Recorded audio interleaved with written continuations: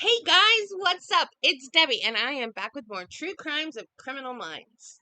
If you've never been to my channel before, this is a Criminal Minds / True Crime channel. The first part, I do a recap of a Criminal Minds episode, and in the second part, I talk about a true crime that was either mentioned, similar, or the episode was loosely based on. If you're not new to my channel, welcome back. I appreciate you and I'm very glad you're here. So let's go ahead and get started.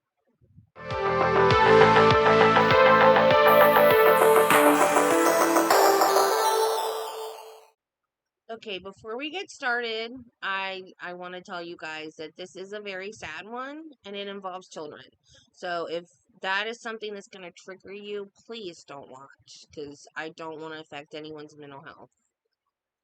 This is the second episode of season 2 of Criminal Minds, and the name of the episode is P911. Now, I looked that up because I wasn't sure what it meant.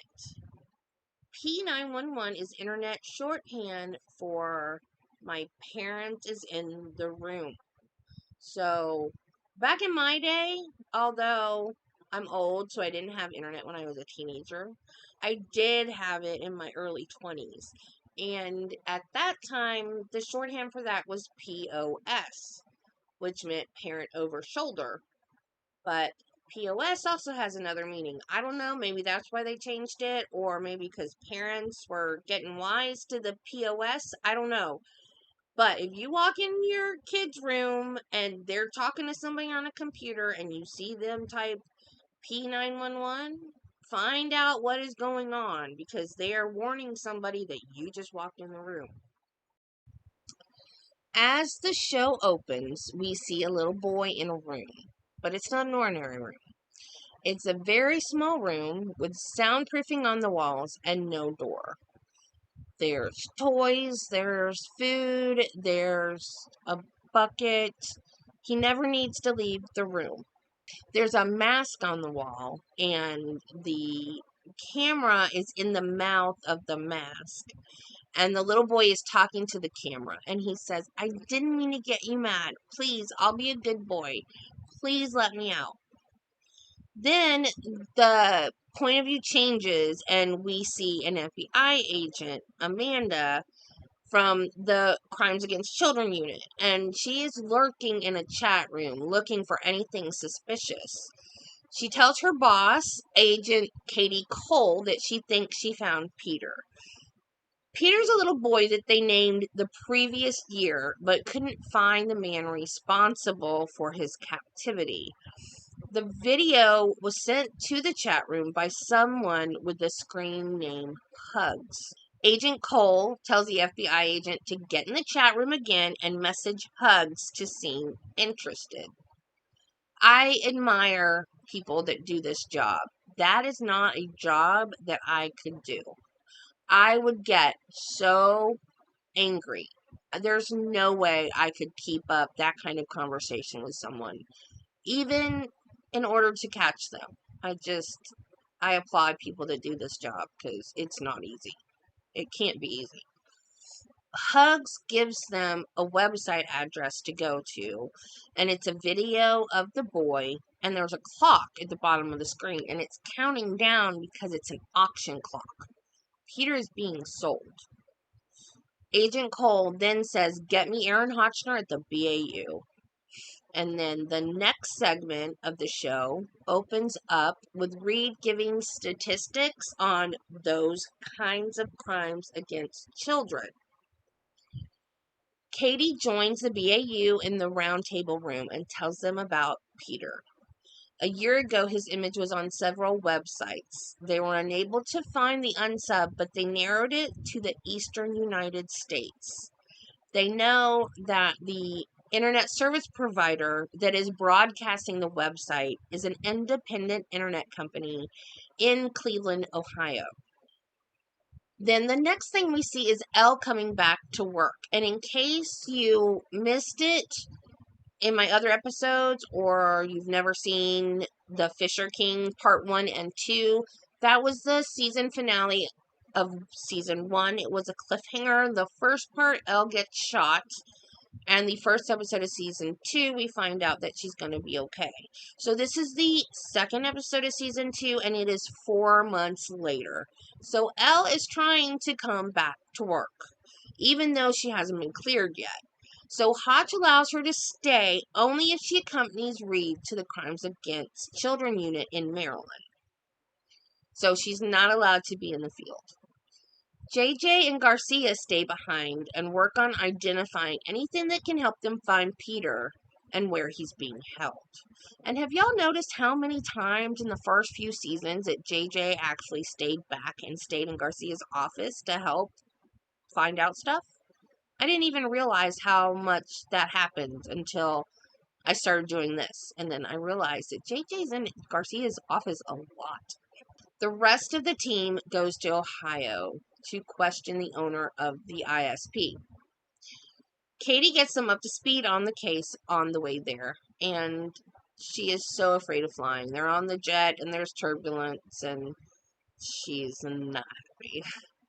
When they get to the ISP, the owner is irate and uncooperative, saying that his clients have a right to privacy. Katie tells Morgan to open a chat room and pretend to be a 12-year-old girl. And when he does that, we hear a whole bunch of computer alert bells. Then Katie looks at the owner and says, "That's the sound of P-Files wanting to hook up with a 12-year-old girl." The only thing that they're able to determine is that Hug's account is routed through an offshore proxy server. But as we know, Garcia doesn't have problems with offshore proxy servers, does she? Back at Quantico, Garcia and JJ are looking into the account, and it only has basic encryption to hide his payment method. And of course, Garcia says, "And I am anything but basic." They get a name, Graham Rose, and an address in Virginia. The same credit card that was used to pay for his internet was also used to buy a web domain called Young Love. When Garcia looks at the website, JJ picks up the phone and calls Hotch, telling him that they found another child being held captive. When the team gets to the address, they find a teenage boy tied up and wearing only a pair of jeans. They tell him he's safe now, and he unties himself and stands up as everyone in the chat room watching him logs off. The boy is a 15-year-old named Kevin, and they find out that his father is in jail, and he just kept making videos and performing in chat rooms, selling the only thing he had to make money, himself. Morgan tells him what he's doing is prostitution, and Kevin says, "But I'm just a minor. I didn't know what I was doing." They explain to Kevin that he can help them stop the man that is selling Peter. So he decides to cooperate. The person that sent him the video of Peter has a screen named Medavos. And I'm going to spell this because it's going to be important in a few minutes. Medavos. Mehtvas. Medavos.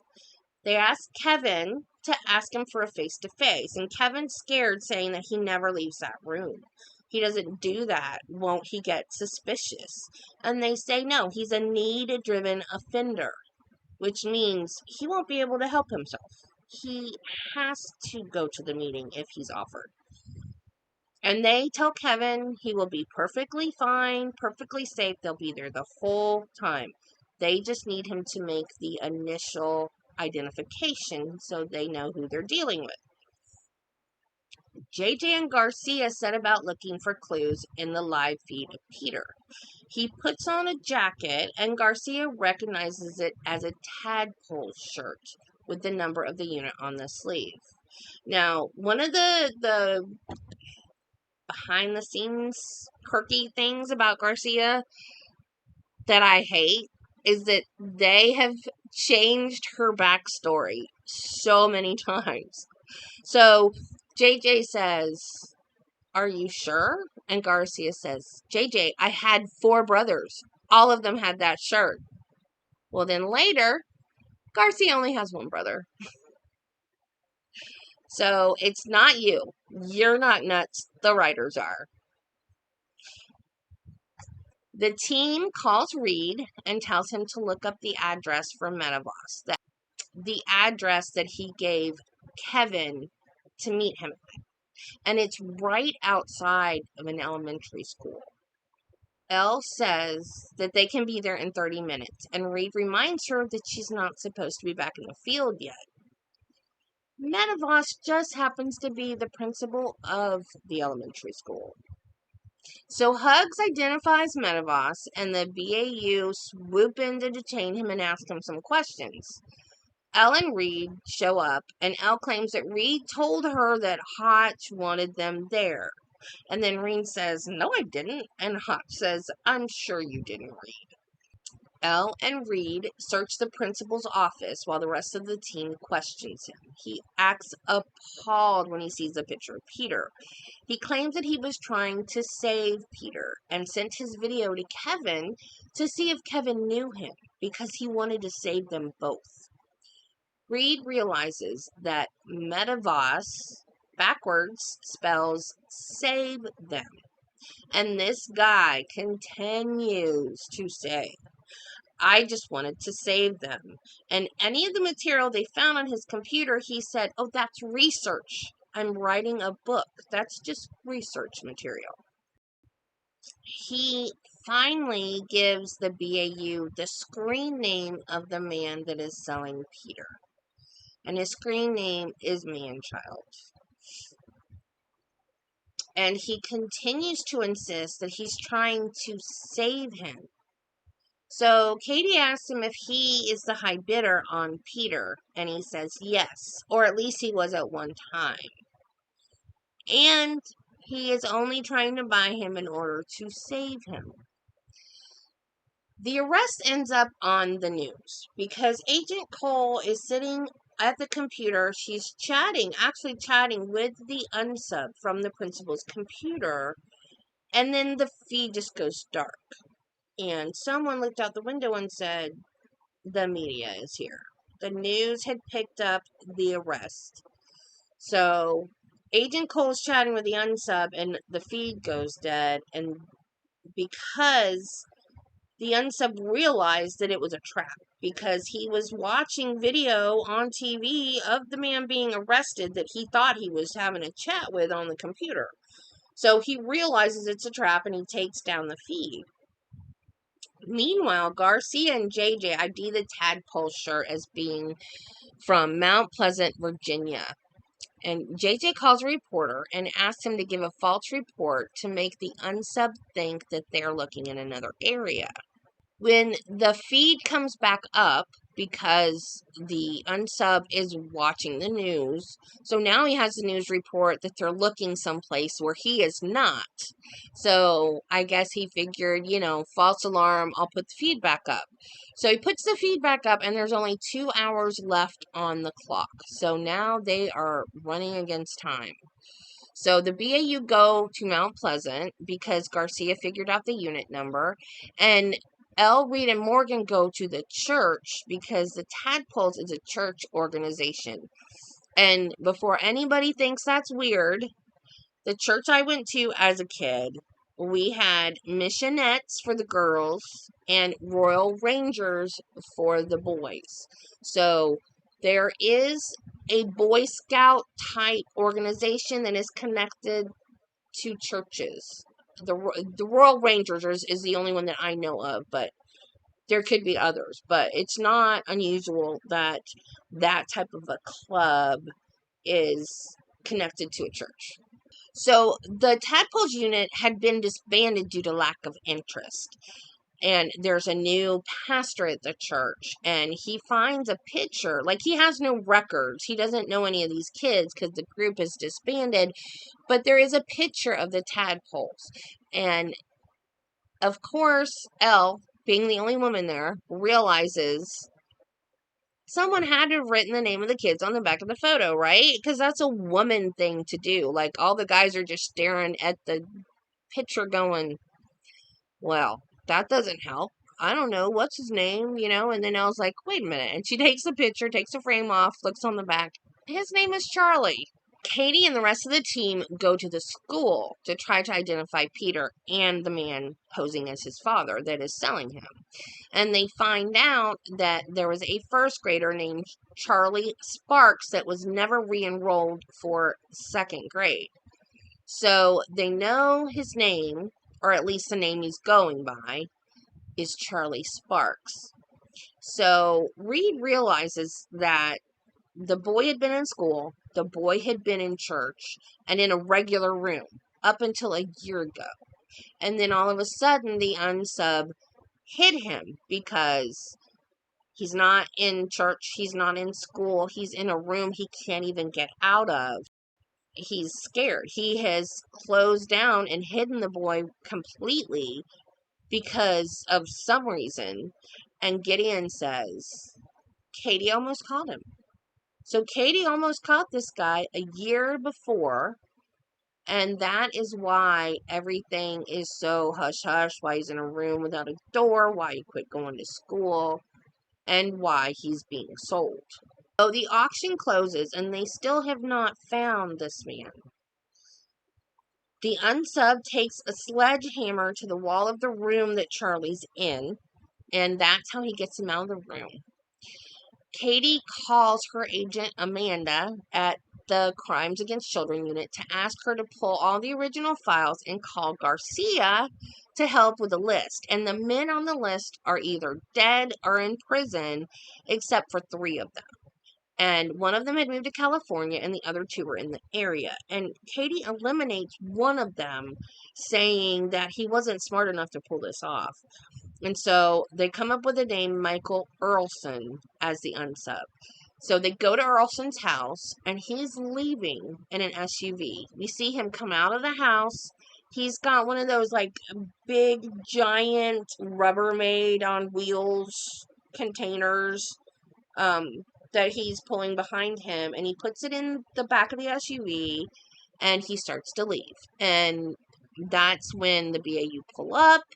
And he gets out of the SUV and he runs. He just gets out and runs, and they arrest him. And then Katie goes to the SUV, opens the container, and finds Charlie. And Charlie is yelling for his dad. That is so sad. Can you imagine someone that does that kind of disservice to you, and they're your only means of survival? That's terrifying.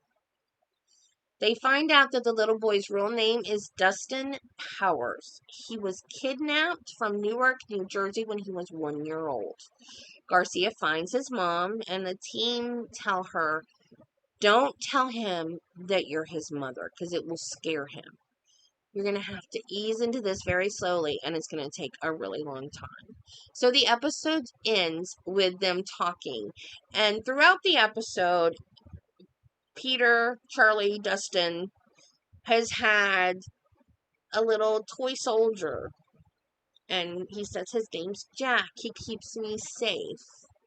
And his mom says, hi, Jack. My name's Jackie.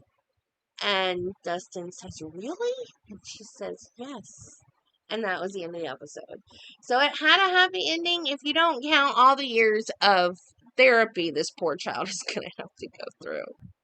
Jeffrey Doucet.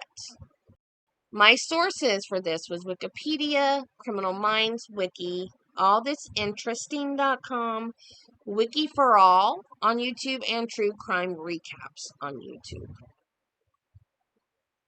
Jeffrey Doucet was born in Port Arthur, Texas in 1959. He grew up poor with 6 siblings. He was SA'd as a child and started SAing young boys himself by the time he was in his 20s. So many, in fact, that he had no memory of how many. One charge of SA was expunged from his record, and I'm not sure why. And it said he was in his 20s. At first I thought, well, he must have been a minor and it was expunged when he turned 18. But it said that he didn't start until his 20s, so that cannot be the case. So I'm not sure why his record was expunged, but that is not cool. Not cool at all. He relocated to Baton Rouge, Louisiana, where he opened up a karate studio where he also lived. His students loved him, especially when he took them to the movies or skating. Different time back then, y'all. Nobody would let their kid's karate teacher just hang out with them. Not in this day and age. Jody Plauche and his brother Michael were students of Doucet. They were the children of divorced parents, Gary and June Plauche. Jeff and Jody met when Jody was 10 and Jeff was 24. The boys' parents liked Jeff as well, and they were all friendly. Gary even invited Jeff to his house for dinner. To Jody, Jeff felt like a best friend. Jeff would just go pick him up and spend time with him. Shortly after gaining the trust of Jody's parents, Jody says that Jeff started testing boundaries with him. Now, Jeff did not start doing anything for about 7 months after he met Jody. So he tested boundaries. He groomed not only Jody, but his parents. For instance, he would tell him that he had to stretch. And then Jeff would touch his legs to help him stretch. And then he would touch his privates. And then Jody would say, "No, what are you doing?" He would say it was an accident, that they were just stretching. That's all we're doing. We're just stretching. I didn't mean to touch you. That was an accident.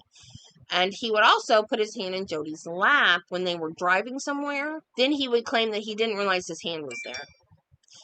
He started sharing a bed with Jody on karate trips and fondling him.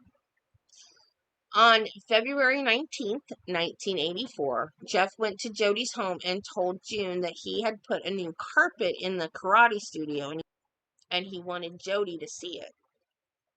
It was just supposed to be a short drive and they would be right back. And they weren't right back. When it got dark, Jody's mom started to worry and called the police. Jeff dyed Jody's hair black and told everyone that they were father and son. Doucet had been writing bad checks and was fleeing to not get caught, but he was also writing bad checks along the way. He essayed Jody in motel rooms between Baton Rouge and Anaheim, California. They got a motel and went to Disneyland. After 10 days of being missing, Doucet allowed Jody to call his mother. And he told Jody to ask his mom to bring Michael out and to come meet them in Disneyland. Doucet didn't know, though, that the FBI had a trace on the Plauche's phone. The boy was immediately picked up and flown back home. Jeff was arrested and was flown back to Baton Rouge on March 16, 1984, under an assumed name. An employee of the local ABC affiliate, WBRZ-TV, told Gary Plauche when Doucet would be arriving at the airport. A news crew from WBRZ was waiting for Doucet and had set up their cameras to record his arrival. Now, across from where the news media was set up was a bank of telephones. And Gary Plauche walked up to the bank of telephones, picked up the phone, and called a friend.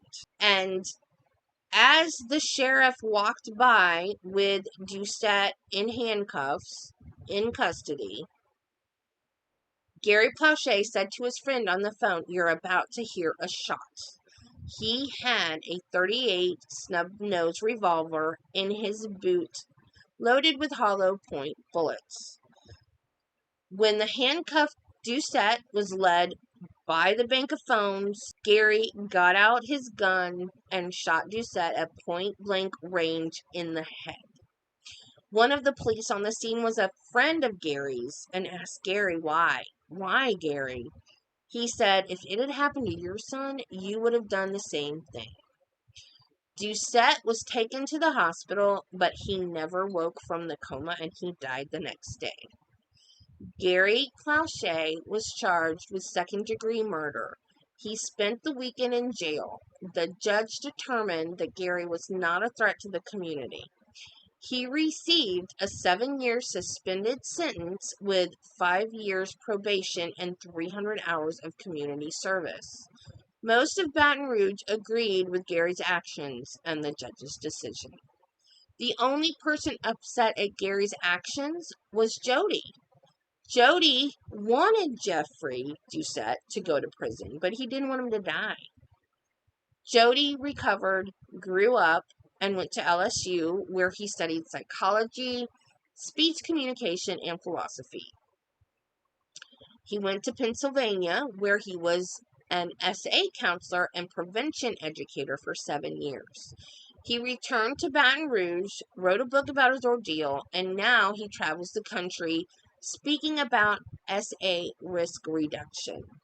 So Jody and his father had a rift in the relationship because of this for a while, because Jody didn't want Jeff to die. He did want him in prison. He did want him caught, arrested, and stopped, but he did not want him killed. So he was angry with his father for a while. But they eventually reconciled, and his father had a stroke in 2011, and he died in 2014 at the age of 68. And I also read somewhere else that Gary was like a very sweet, funny, upbeat person. And when he was in the nursing home, he would play dead to trick his nurses. Which, as a nurse, I find hilarious. I'm just really glad that he was never my patient.